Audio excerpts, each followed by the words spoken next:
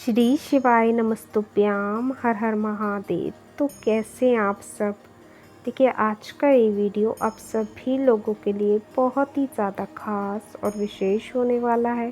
जैसा कि हम सभी जानते हैं कि अभी आषाढ़ मास का पवित्र महीना जो है वो चल रहा है और आज आषाढ़ मास का पहला गुरुवार है। और गुरुवार का जो दिन होता है ये हमारे भाग्य को बदलने के लिए आता है, हमारी सोई हुई किस्मत को चमकाने के लिए आता है और हमें जीवन में सफलता प्राप्त कराने के लिए आता है।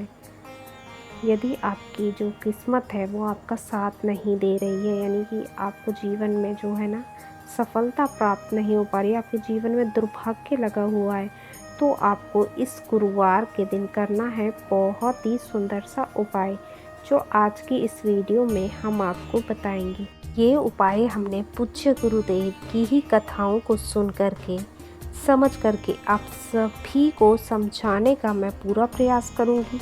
लेकिन उससे पहले इस वीडियो को ज़रूर लाइक करें और यदि आप भगवान शिव के सच्चे भक्त हैं तो चैनल को ज़रूर सब्सक्राइब करें और कमेंट में हर हर महादेव ज़रूर लिखें। तो देखिए, अब हम जान लेते हैं कि इस दिन हमें उपाय किस प्रकार से करना है और क्या क्या सामग्री का हमें प्रयोग करना है।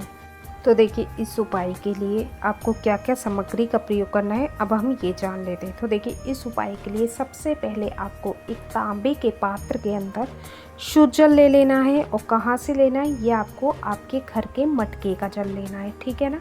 यानी रसोई घर में जहाँ भी पीने का पानी रखा है ना, वहाँ से आपको ये जो तांबे का पात्र है इसे भर लेना है, ठीक है ना। तो उसके पश्चात आपको क्या करना है, इसके साथ आपको लेना है मात्र एक चुटकी हल्दी, ठीक है ना। और इसी के साथ आपको तैयार करना है एक दीपक। तो ये जो दीपक है ये आपको तैयार करना है लंबी बाती का, ठीक है ना। मिट्टी का दीपक ले लीजिए आप, कोरा दीपक, और इसे में जो बाती लगानी है वो आपको लंबी लगानी है और इसमें शुद्ध गौ माता का आपको घी भर लेना है, ठीक है ना। अब देखिए, आपको क्या करना है, आपने ये तीनों सामग्री ले ली। अब आपको लेना है एक रुद्राक्ष, यानी कि आपके घर में कोई भी मुखी, यानी कि किसी भी मुखी का जो रुद्राक्ष है, यानी कि 5 मुखी है, 7 मुखी है, 2 मुखी है, यानी कोई से भी मुखी का जो आपके घर में रुद्राक्ष हो ना, एक रुद्राक्ष आपको जो है ले लेना है, ठीक है ना।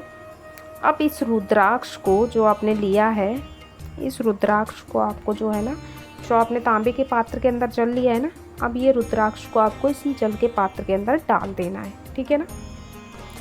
अब डालने के पश्चात आपको कितनी देर बाद इस रुद्राक्ष को कितनी देर तक डले रहने देना है, तो आपको जो है ना जल के पात्र के अंदर कम से कम जो है ना 21 मिनट जल के पात्र के अंदर जो है रुद्राक्ष को डले रहने देना है, ठीक है ना। तो देखिए, 21 मिनट बाद आपको क्या करना है, 21 मिनट बाद आपने जो रुद्राक्ष डाला था ना जल के पात्र के अंदर, अब आपको वो रुद्राक्ष को वापस से निकाल लेना है, ठीक है ना। अब इस रुद्राक्ष को आपने जहाँ कहीं से भी लिया था ना, वापस से आपको वहीं रख देना है, ठीक है ना। उसके पश्चात जो ये रुद्राक्ष मिश्रित जो जल है, इस जल को लेकर के और एक चुटकी जो हल्दी है इसे लेकर के, और जो आपने एक दीपक तैयार किया है, इन सारी सामग्री को लेकर के आपको चले जाना है बेलपत्र के वृक्ष के पास। अब देखिए, आपके घर में है बेलपत्र का वृक्ष तो आप यहाँ पर भी ये उपाय कर सकते हैं। और देखिए, यदि आपके घर में क्या बेलपत्र का वृक्ष नहीं है तो आप जो है ना बाहर जाकर भी इस उपाय को करके आ सकते हैं, ठीक है ना। तो देखिए, आप बेलपत्र के वृक्ष के पास आ गए।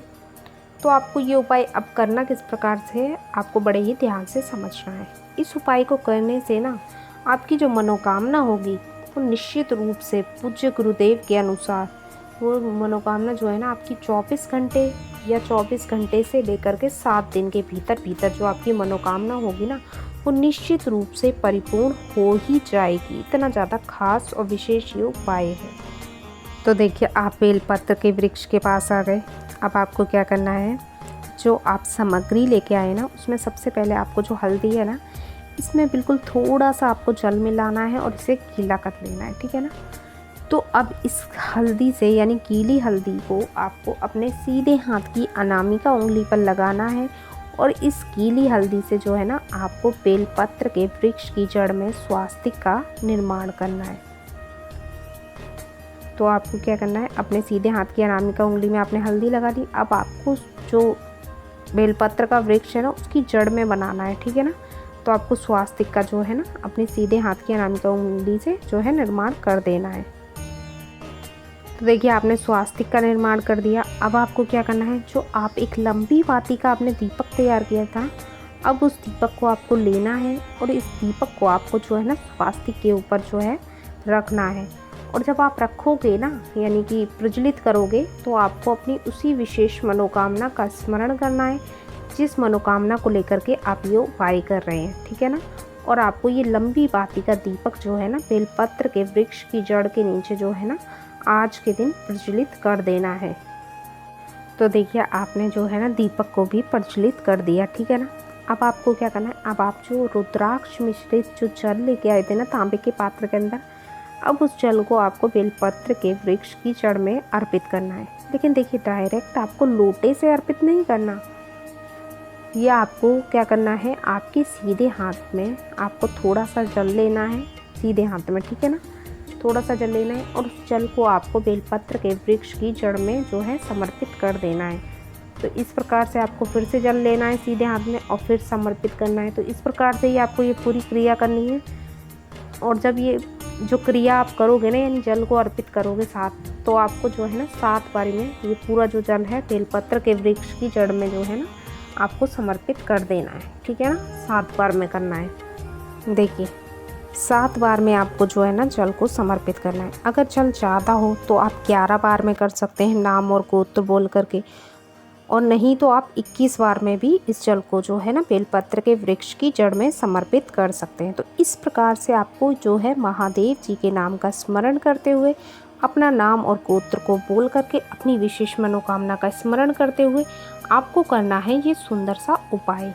इस उपाय को करने से आपकी जो भी मनोकामना होगी ना वो निश्चित रूप से 7 दिन के भीतर भीतर जो है ना परिपूर्ण अवश्य ही हो जाएगी। तो बहुत ही खास और विशेष ये उपाय है जो आपको आज के दिन ज़रूर करना चाहिए।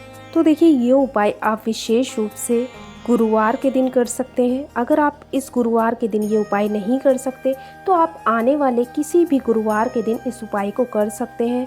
पूज्य गुरुदेव के अनुसार आप इस उपाय को विशेष रूप से गुरुवार और सोमवार के दिन कर सकते हैं। तो ये उपाय आपको ज़रूर करना चाहिए, बहुत ही खास ये उपाय है। तो देखिए यदि उपाय में आपको कुछ भी समझ में नहीं आता तो कमेंट करके पूछ लें, गलती नहीं करनी। श्री शिवाय नमस्तुभ्याम। हर हर महादेव।